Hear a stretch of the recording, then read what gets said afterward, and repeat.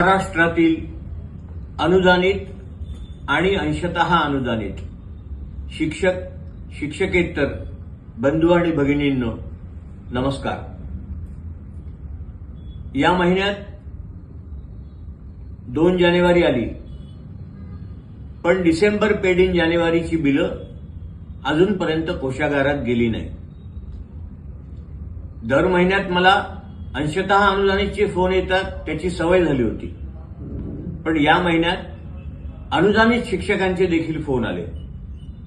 त्यांचंही बरोबर आहे, पगार वेळेवर झाला नाही तर बँकेची इन्स्टॉलमेंट थकते आणि ती जर थकली तर शिक्षकांना नाहक दंड भरावा लागतो। असं का घडलं तर या महिन्यात शिक्षण विभागाचे वर्ग 2 आणि वर्ग 1 अधिकारी यांनी शासनाला एक नोटीस दिली। त्यांनाही आपण समजावून घेणं गरजेचं आहे।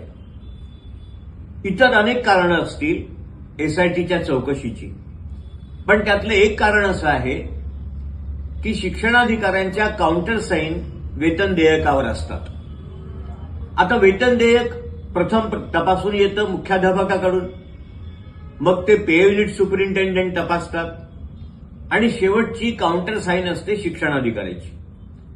आता मला सांगा तुम्ही की प्रत्येक जिल्ह्याचं बिल हे साधारणतः 50 ते 100 कोटीच्या घरात असतं। मग त्यातला प्रत्येक कागद आणि प्रत्येक रक्कम तपासणं हे कसं काय शक्य आहे? ते शक्य नाही म्हणून स्वाक्षऱ्या होतात आणि अशा स्वाक्षऱ्या झाल्या म्हणून सरळ सरळ शिक्षणाधिकाऱ्यांना अटक होण्याची वेळ आली, ही वस्तुस्थिती आहे। आपण त्यांना पाठिंबा दिलाच पाहिजे। मी त्यांच्यासोबत आहेच, सर्वार्थाने आहे।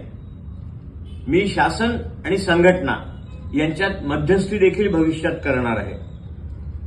मग आता हे जे घडलं, त्यांनी फक्त संपाची नोटीस दिली होती आणि वेतन देयकावर सध्या स्वाक्षरी करत नाही जोपर्यंत शासन चर्चेसाठी बोलावत नाही, हा त्यांचा इश्यू होता।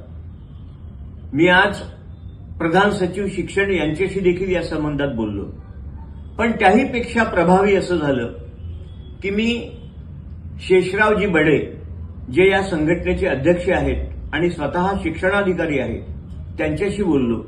त्यांना विनंती केली की या महिन्यात तुम्ही देयकांवर स्वाक्षरी करण्याचा निर्णय घ्या। आपण लवकरच शासनासोबत बैठक आयोजित करू। त्या बैठकीचं आयोजन करताना माझी जी काही मदत होईल ती मी 100% करेन आणि या बैठकीत आपण सकारात्मक निर्णय घेण्याच्या दृष्टीनं पुढे वाटचाल करू। आणि मला तुम्हाला सांगायला आनंद होतो की या शिक्षण विभागाच्या अधिकारी संघटनेच्या कोर कमिटीनं आज निर्णय घेतला आणि तो निर्णय संपूर्ण राज्यभर कळवला की आता देयकावर या महिन्यात स्वाक्षरी करा।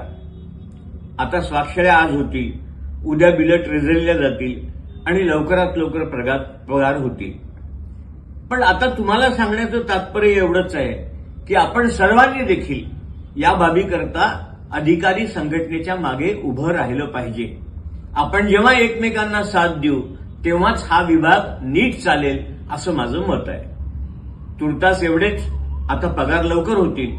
तुम्ही पाठीवर हात ठेवून फक्त लढ म्हणा, मी लढतोय। धन्यवाद।